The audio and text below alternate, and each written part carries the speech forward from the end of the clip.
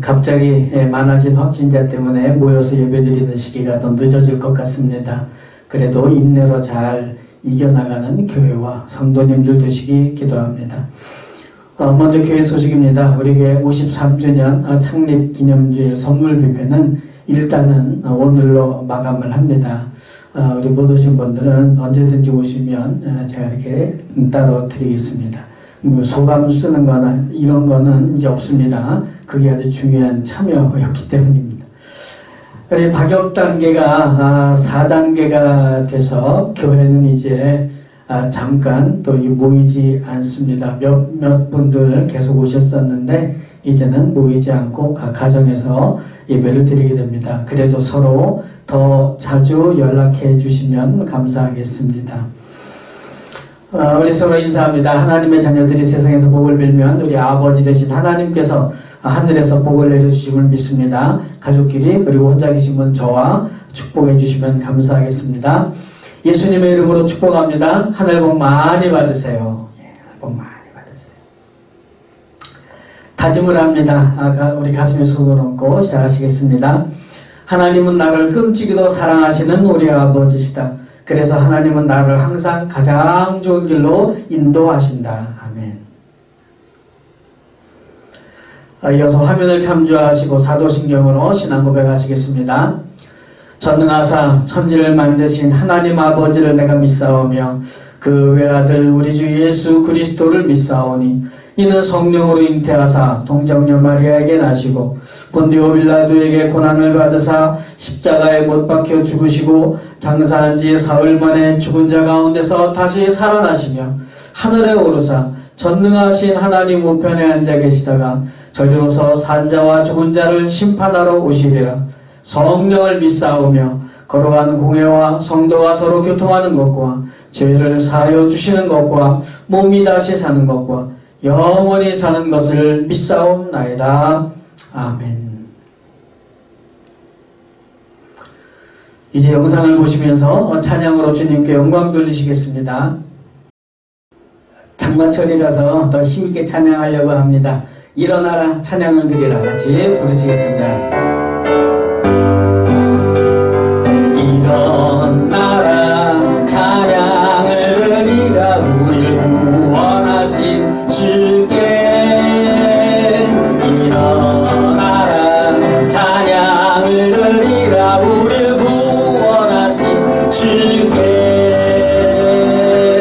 맘 열고 주님 앞에 기뻐해 맘 열고 주님 앞에 기뻐해 맘 열고 주님 앞에 기뻐해 주님은 우리 왕 일어나라 일어나라 찬양을 드리라 우리를 구원하신 주께 일어나라 찬양을 드리라 우리를 구원하신 주께 맘 열고 주님 앞에 기뻐해 맘 열고 주님 앞에 기뻐해 맘 열고 주님 앞에 기뻐해 주님은 우리 왕.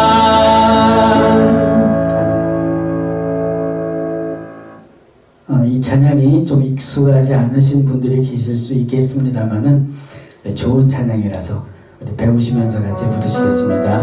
늘 언제나 늘 가까이 늘 언제나 늘 가까이 그대를 지켜주시는 분 늘 언제나 늘 가까이 그대를 사랑하시는 분 늘 언제나 늘 가까이 그대를 지켜주시는 분 늘 언제나 늘 가까이 그대를 사랑하시는 분 그분의 도움이 필요할 때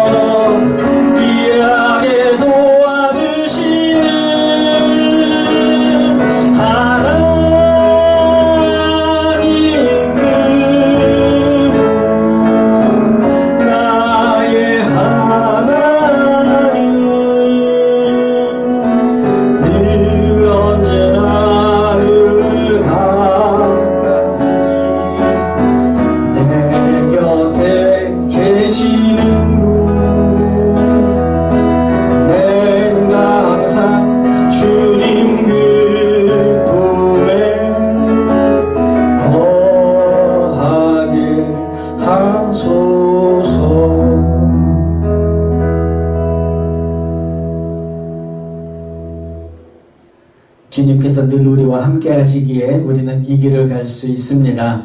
주가 보이신 생명의 길 같이 부르시겠습니다. 주가 보이신 생명의 길, 나 주님과 함께 상한 마음을 들이며 주님 앞에 나가리. 나의 의로움이 되신 주, 그 이름 예수. 나의 길이 되신 이름 예수. 나의 길 오직 그가 하시나니, 나를 달려하신 후에 내가 정금같이 나오리라.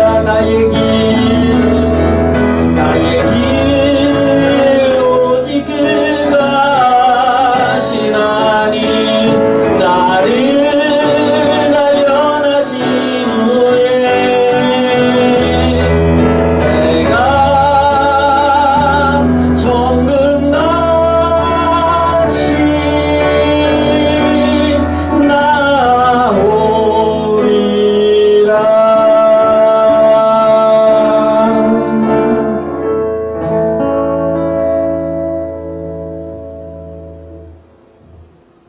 우리가 받는 훈련은 결국 주님을 닮아가는 것일 겁니다. 사랑의 주님 닮기 원하네 같이 부르시겠습니다.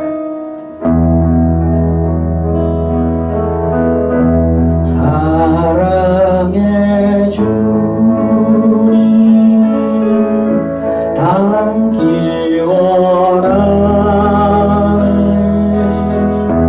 그 아름다운 주님 예수. 이 세상에서 저 천국까지 닮기 원하네. 주님 예수. 사랑의 주님 닮기 원하네. 그 아름다운 주님 예수. 이 세상에서 저 천국까지 닮기 원하네. 주님 예수. 사랑의 주님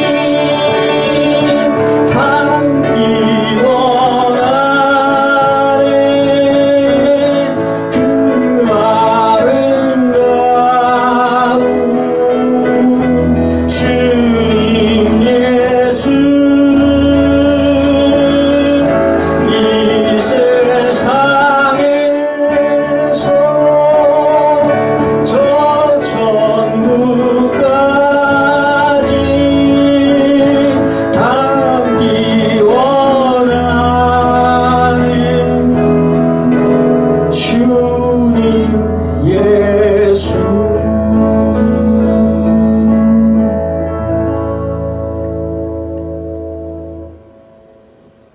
우리 다음 곡은 찬양하시면서 또 기도하시면서 부르시는 찬양입니다. 우리 함께 기도해 같이 부르시겠습니다. 우리 함께 기도해 주 앞에 나와 무릎 꿇고 그를 베푸시는 주 하늘 향해 두 손 들고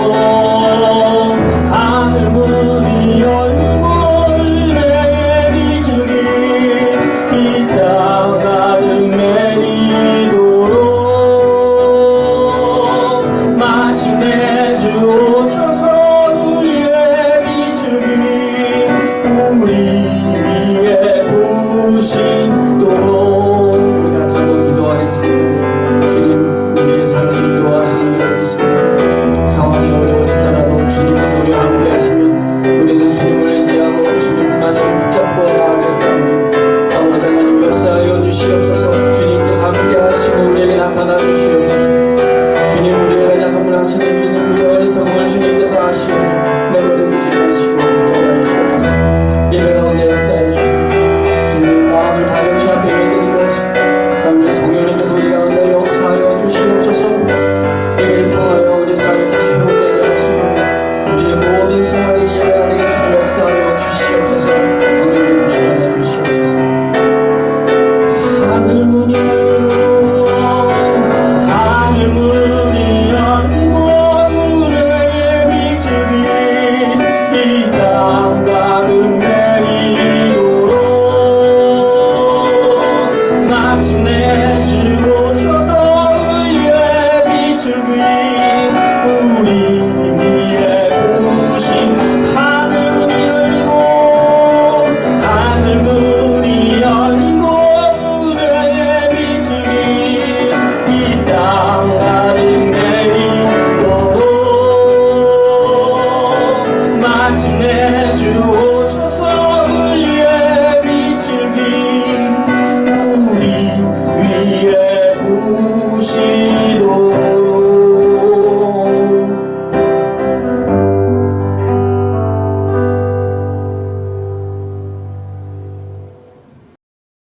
하나님 아버지, 지난 한 주간도 은혜로 살게 하심 감사드립니다. 치열한 영적 싸움도 있었고 감당하기 어려운 상황들도 있지만 승리하고 이 시간 주님 앞에 예배드릴 수 있도록 인도하심을 감사합니다. 세상의 풍조가 빠르게 바뀌고 가치관이 변하며 혼란스러운 상황이지만 흔들리지 않는 주님의 진리의 말씀을 주셨사오니 감사합니다. 세상 쫓아가지 말게 하시고 내 욕심 선택하지 말게 하시고 말씀으로 살아가게 하여 주시옵소서.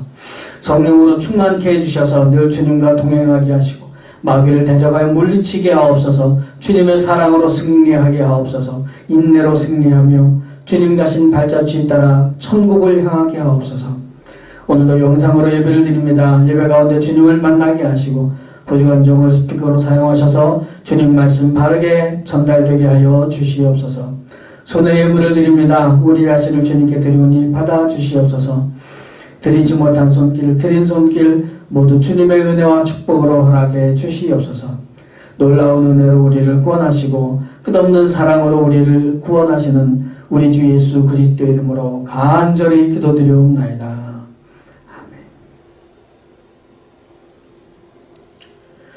아멘. 오늘 하나님의 말씀 로마서 8장 26절부터 30절까지 말씀입니다. 이제 봉독해 드리겠습니다.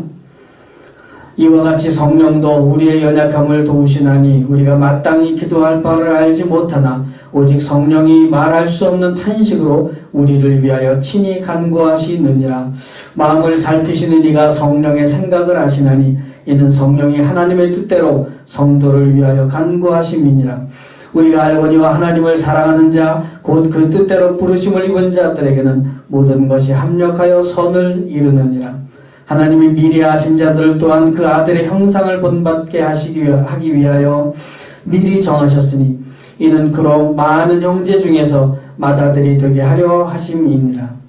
또 미리 정하신 그들을 또한 부르시고 부르신 그들을 또한 의롭다 하시고 의롭다 하신 그들을 또한 영화롭게 하셨느니라. 아멘. 오늘 말씀의 제목은 구원의 순서입니다.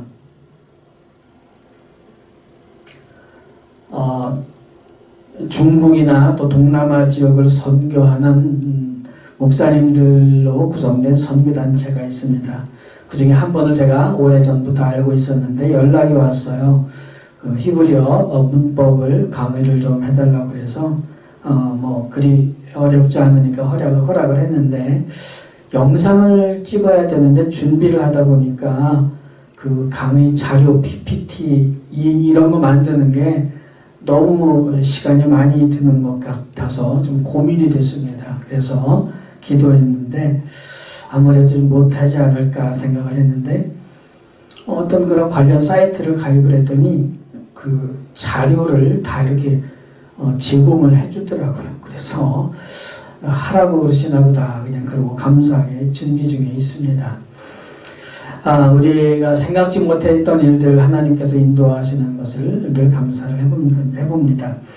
우리 성도님들의 개인과 가정과 모든 삶의 현장에 복음의 능력이 나타나서 그 감사와 하나님께 영광 돌리는 일이 풍성하시기를 주님의 이름으로 축복합니다. 오늘 구원의 순서라고 말씀을 드렸는데 구원의 서정이라는 말이 있습니다. 사실 이 서정이라는 말은 정확하게 사전에도 잘 안 나오는 것 같은데 순서라고 보면 되는 것 같습니다. 그래서 구원의 9단계 순서 이렇게 학자들이 보통 소개를 하는데 저는 뭐 그게 약간 애매하기도 하고 뭐 좀 재미도 별로 없고 그리고 또 신학적인 입장마다 좀 다릅니다. 그래서 오늘 본문에 확실하게 나오는 것만 좀 짧게 좀 소개를 하려고 합니다. 왜 이런 거를 이야기하냐면 출발은 이겁니다. 내가 예수님을 모르고 있었는데 어떻게 하나님을 믿게 되었는가?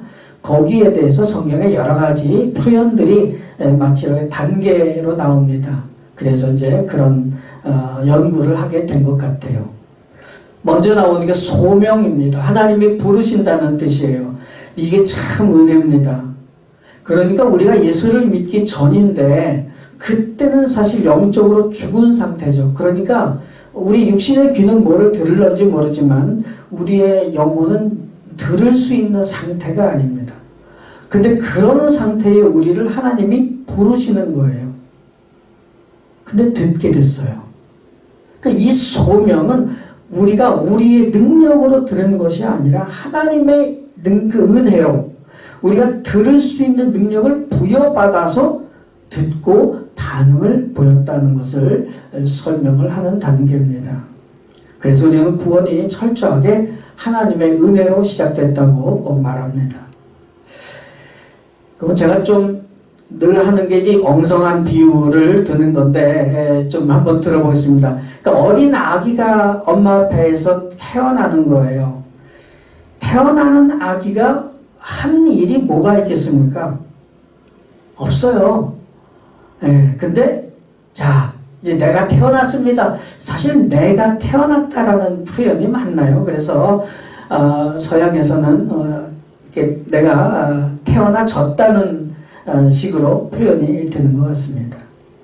사실 그 아기가 태어날 때 무슨 태어날 힘이 있어서 아니면은 어떤 태어날 의지와 어떤 지식을 가지고 그런 게 아니잖아요. 뭐 이런 게 좀 비슷한 것 같습니다. 그러면 태어난 이후에는 뭘 할 수 있나요? 태어난 이후에도 별로 할 게 없죠. 그냥 빽 하고 울고 뭐 입에 들어오면 먹고 뭐 배설하고 잠자고 또 빽 하고 울고 이 제가 보기에는 그 상황이 오늘 본문의 26절 27절 말씀입니다. 이와 같이 성령도 우리의 연약함을 도우시나니 우리가 마땅히 기도할 바를 알지 못하나 오직 성령이 말할 수 없는 탄식으로 우리를 위하여 친히 간구하시느니라. 마음을 살피시는 이가 성령의 생각을 하시나니 이는 성령이 하나님의 뜻대로 성도를 위하여 간구하심이니라. 우리가 뭘 기도해야 될지 몰라요. 저도 예전에 많이 해봤는데 기도하자 그러면 1분 하기가 그렇게 힘들었어요. 저절로 눈이 떠지고 딴 생각밖에 안 나요. 왜 그런지 이해가 됩니다.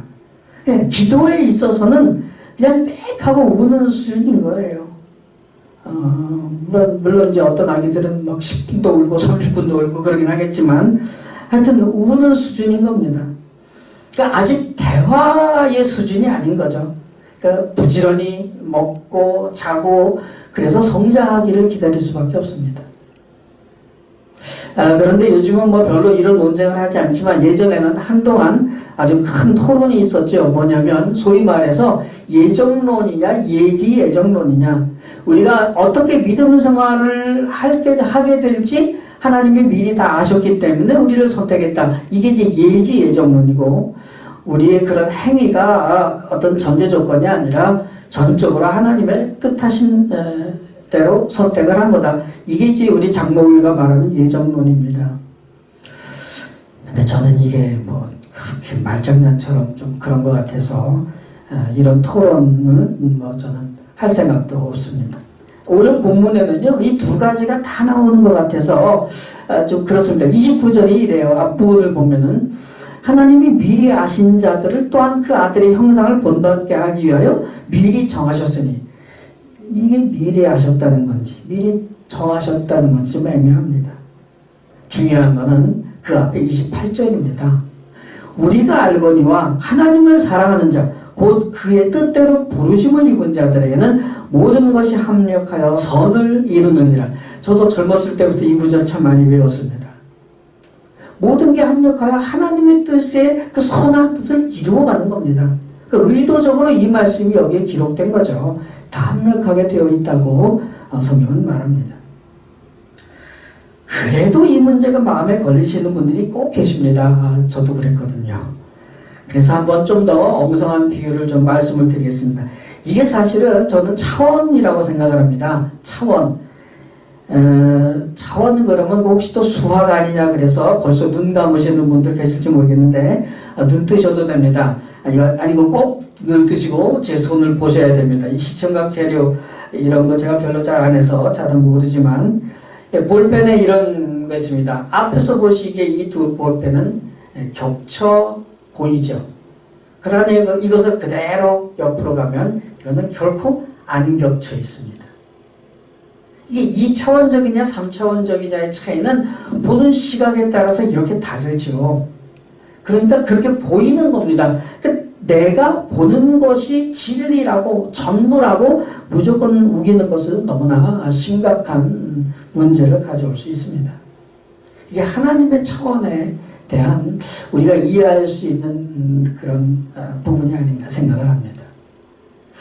그런데 이 모든 논란을 뒤로하고 가장 중요한 하나님의 뜻이 있어요. 그것은 29절 말씀입니다. 미리 아신 자들이든 아니면 미리 정하신 자들이든 간에 그 목적이 나와 있습니다.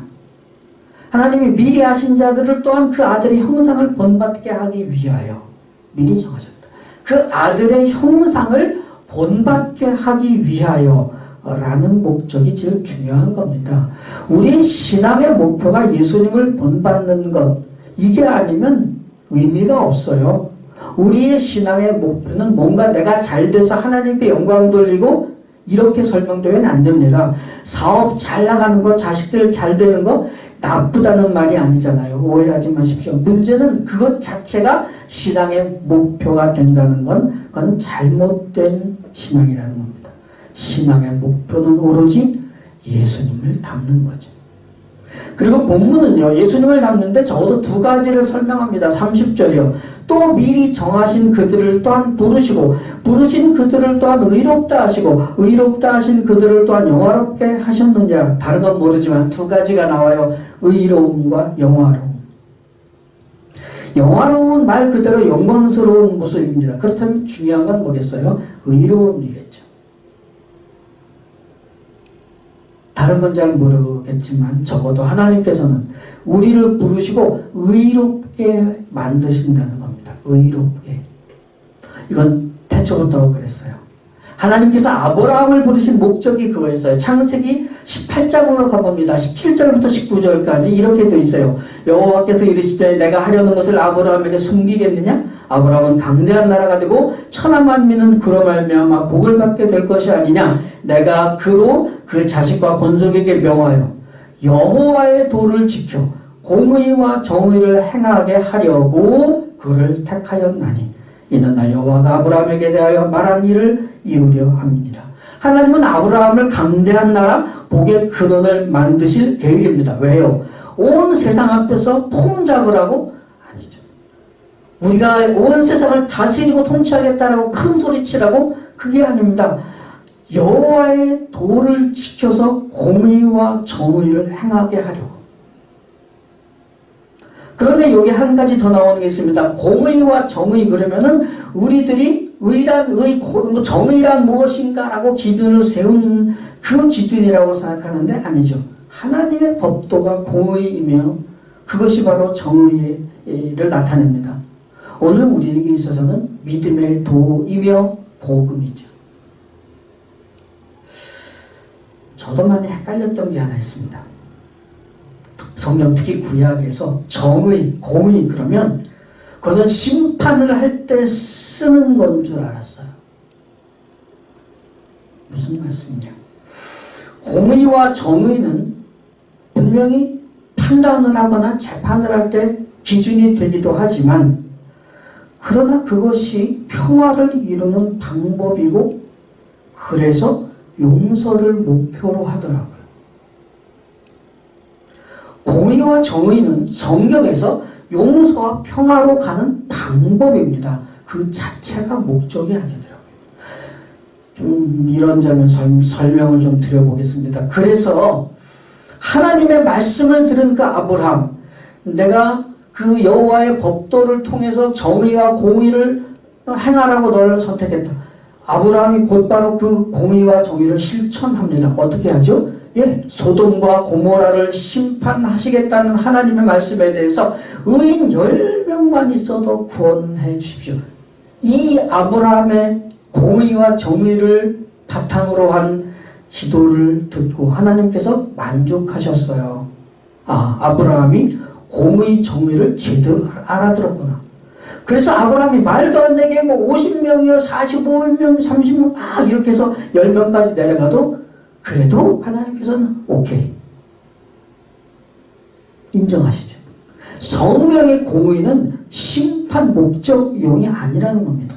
또 하나 마태복음 1장 19절에 요셉이 마리아와 약혼을 합니다. 그런데 그 약혼녀가 임신을 해요.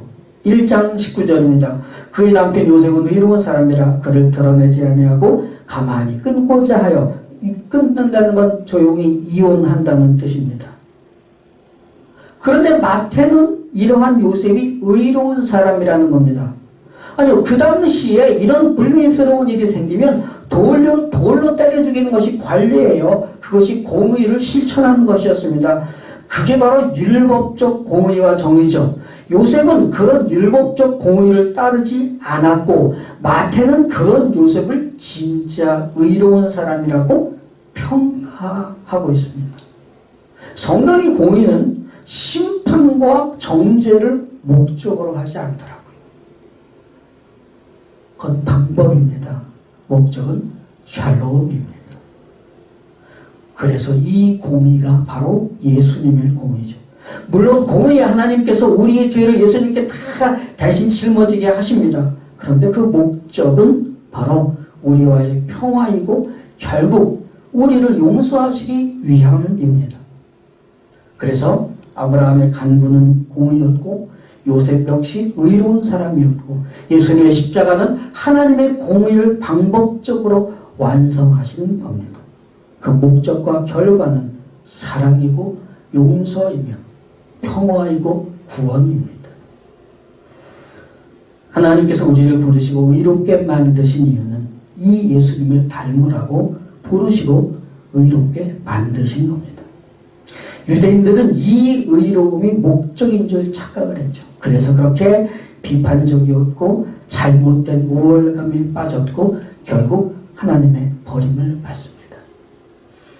하나님께서는 지금 우리에게 이 의로움을 통하여 영화로움에 들어가라고 말씀하십니다. 한 1분 정도 묵상으로 기도합니다. 주님, 평화와 구원을 이루신 예수님의 그 공의와 사랑을 닮아가게 하옵소서. 한 1분 정도 묵상으로 기도하겠습니다.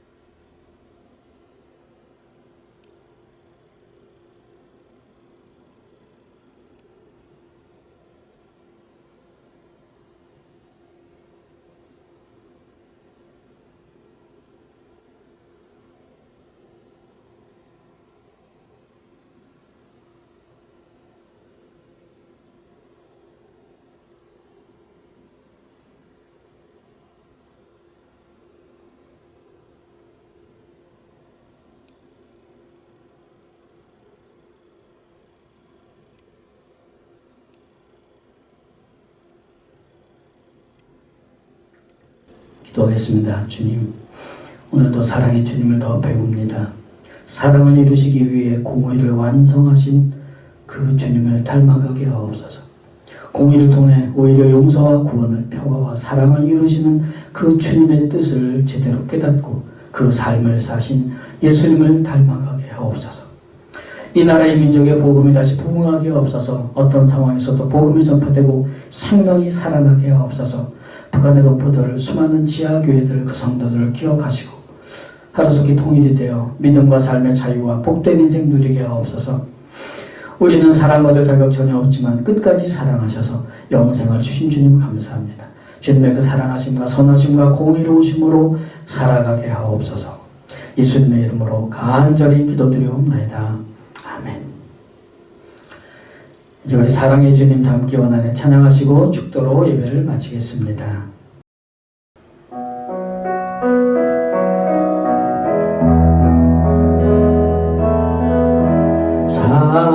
사랑의 주님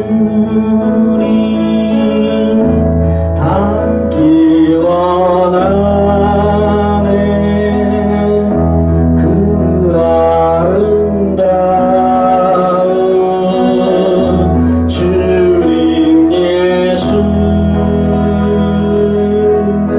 이 세상에서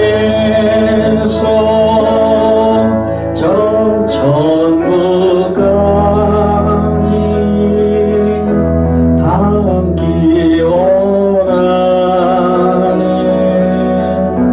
주님 예수.